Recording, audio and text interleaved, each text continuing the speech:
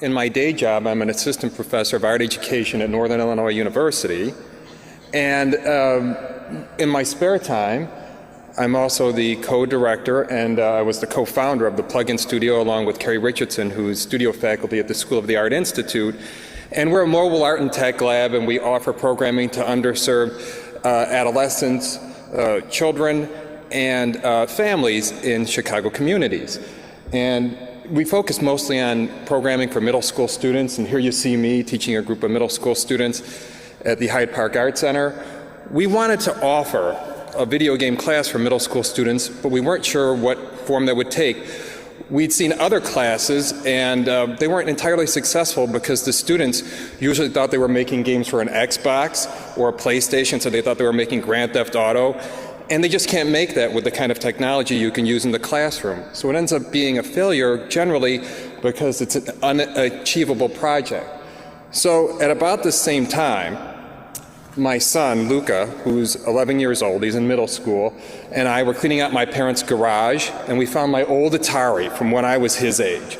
And he looked at it and he's like, "What is this?" And I'm like, "It's a video game system." He goes, "It's a video game system?" I'm like, "Yeah, dude, it's a video game system." So we took it home. It was full of dust. He cleaned it off. We started playing it, and I started to notice he was really into it. And I was like, "Okay, well, this is interesting."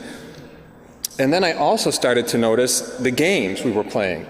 And what struck me was the simplicity of these games.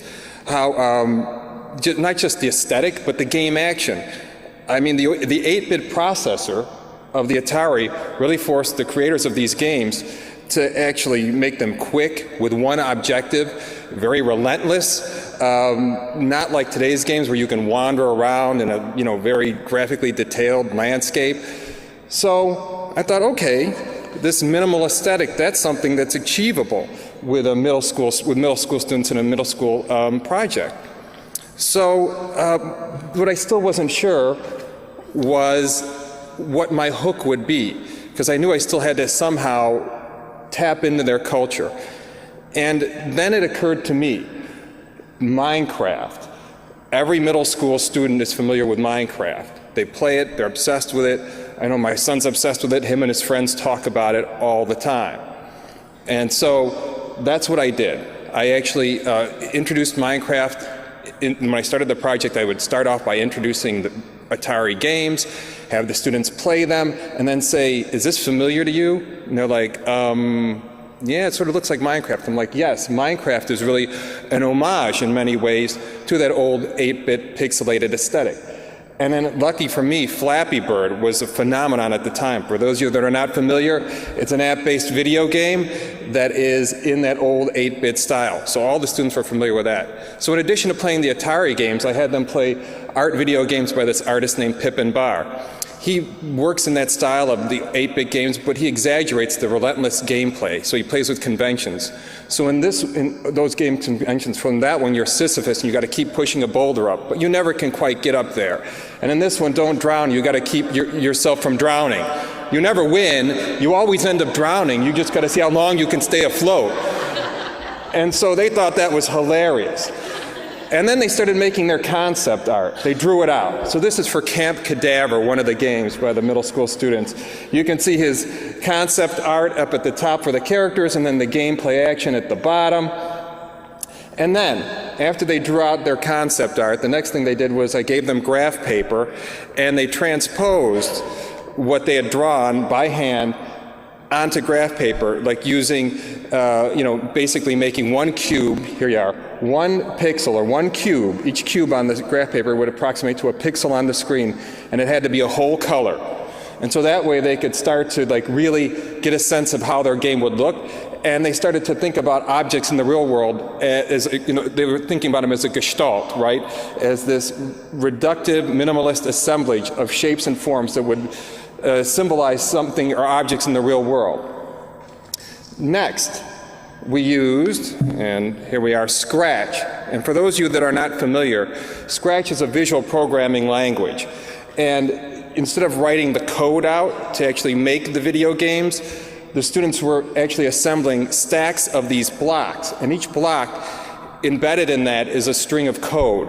And they snap together like Legos So this is how the students were able to assemble or program their games.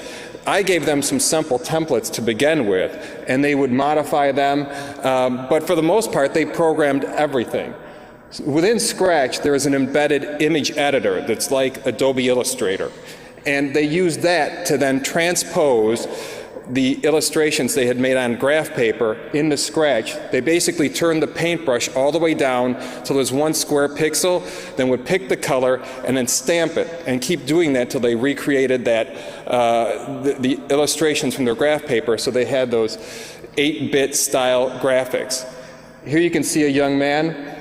He's doing that right here. You can see on the right side of his computer screen, he is taking the paintbrush, which is now a cube, and basically stamping the different colors to illustrate his character, as we call them in the game, sprites.